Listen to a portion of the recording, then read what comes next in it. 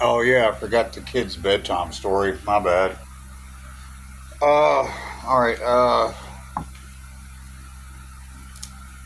Um,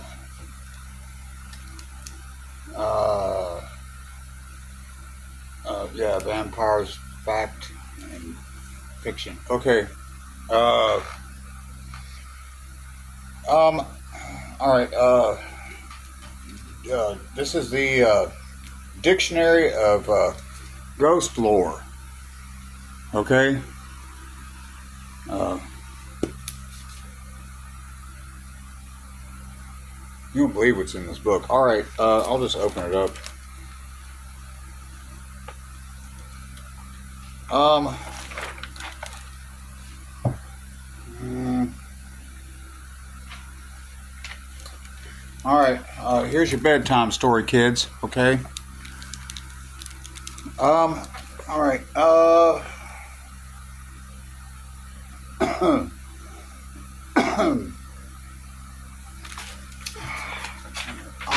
no, not the doppelganger. Okay, we're not going to do that. Yeah. Okay. All right, kids. Here's your bedtime story. This is which one of these do I want to do? Oh, okay. Here we go. Yeah, dogs. All right. Here, look at that picture. Okay. Yeah, dogs. Okay. Phantom dogs are reported all over the British Isles, such as the famous Malouth dog that haunts Pill Castle on the Isle of Man. Speaking of Dragon Rose Isle. The terrifying Withligi Bargust, writing about these apparitions in his book Animal Ghost, 1913, Elliot O'Donnell says as to what class of spirits the specter dog belongs, that is impossible to say. As to what class of spirits the specter of dog belongs, that is impossible to say. At the most, we can only surmise, and I should think the chances of its being the actual phantasm of some dead dog or an elemental are about equal. Mr. O'Donnell believes that living dogs have the power to see ghosts, and they indicate the fact by howling dismally. In the opinion,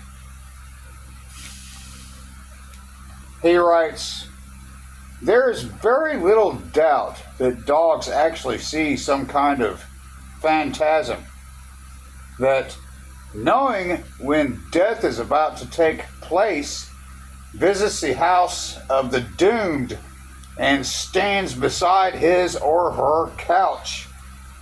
I have had this phantasm described to me by those who declare they have seen it as a very tall,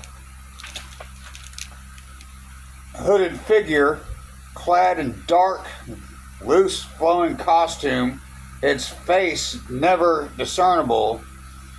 Mr. O'Donnell maintains that a dog is an essential companion for any ghost hunter.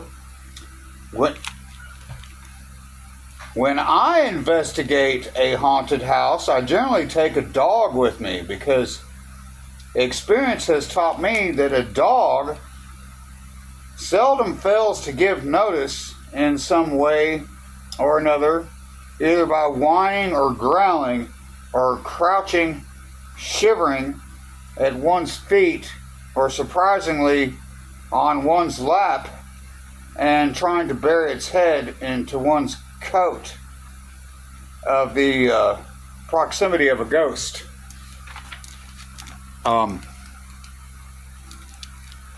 That's a true story.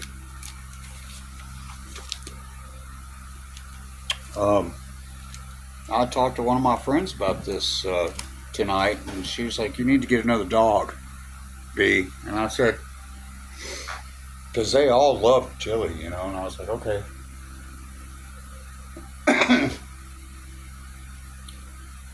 I said, okay. I said, well, you know,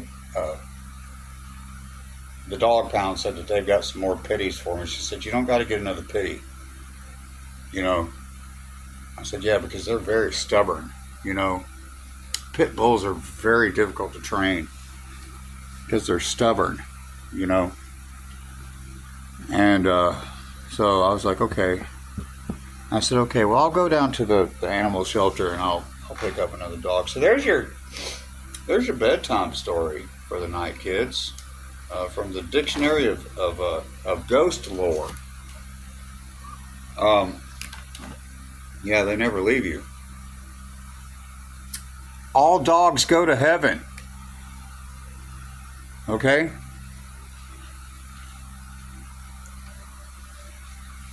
Anyway, good night.